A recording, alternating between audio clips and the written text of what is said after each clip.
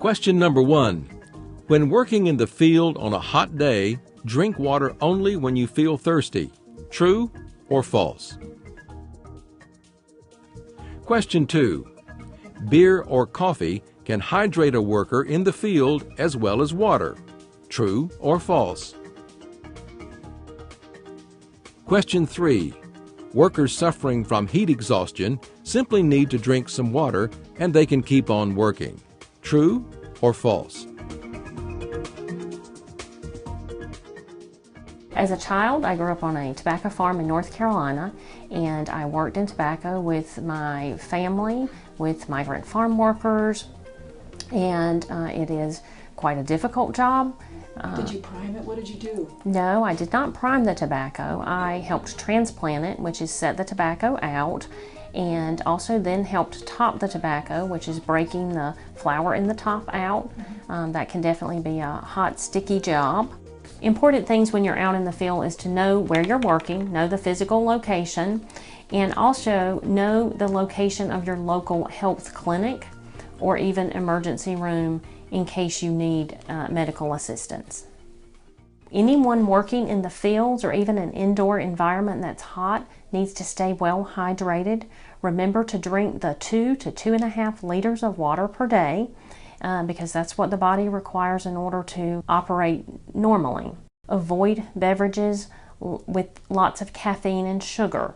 Those beverages dehydrate you. Examples of those are beer, Monster drinks, Red Bull, 5 Hour Energy. All of the energy drinks can be dehydrating and can actually cause other health issues. Some ways to prevent heat illness are drink water even if you're not thirsty every 15 minutes. Actually know the location of where you're working, as we've said before. Rest in the shade, but not in or under equipment. Make sure you wear a hat, light colored clothing, wear sunscreen, and then one of the most important things is to set up a buddy system, and that is you check on your friend checks on you to make sure that you are doing okay throughout the workday.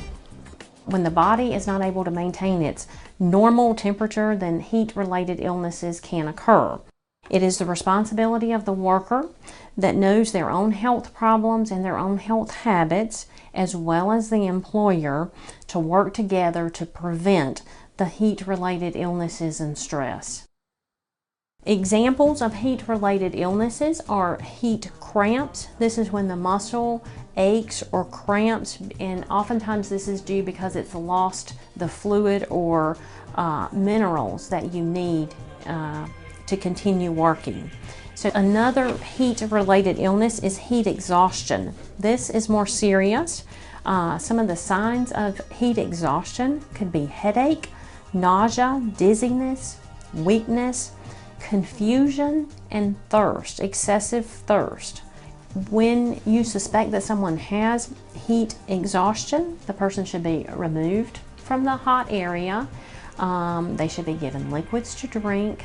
Place a cool cloth on their body so that they can cool down, and most importantly, they should be monitored by another person at all times until the heat exhaustion has improved, or if the person who is affected with heat exhaustion has not improved in about an hour, then they should seek medical attention. A more serious heat illness is heat stroke.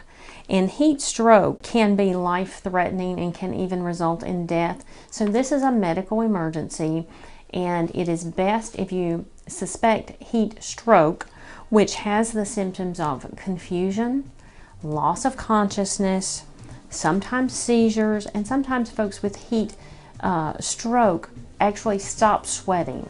So if you see someone in the field that's not feeling well, not sweating, red, hot, irritable, confused, or just simply not themselves, then evaluate the person, and if you're unsure, call 911 or have them seek medical advice. We never want any folks with heat exhaustion or heat stroke to be left alone. If the person is coherent and they know where they are and who they are, if they're able to communicate, then it's reasonable to bring them to the local medical clinic and have the person evaluated there.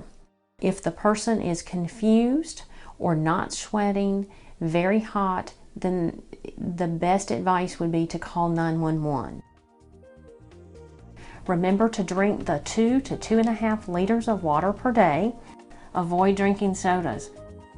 Eat healthy snacks in the fields. Drink water every 15 minutes. And if you need an alternative to water, sports drinks with electrolytes and minerals are good. Again, those are things like Gatorade or Powerade, or some folks even drink Pedialyte.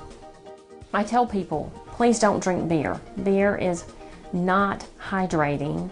It causes you to lose water, and it has lots of sugar, so there's nothing beneficial to drinking beer. In fact, please don't drink beer before working in the fields, because it can cause you to become dehydrated and contribute to you developing other illnesses.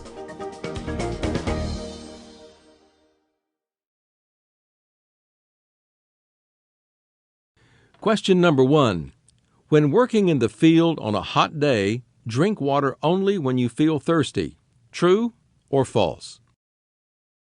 The answer is false.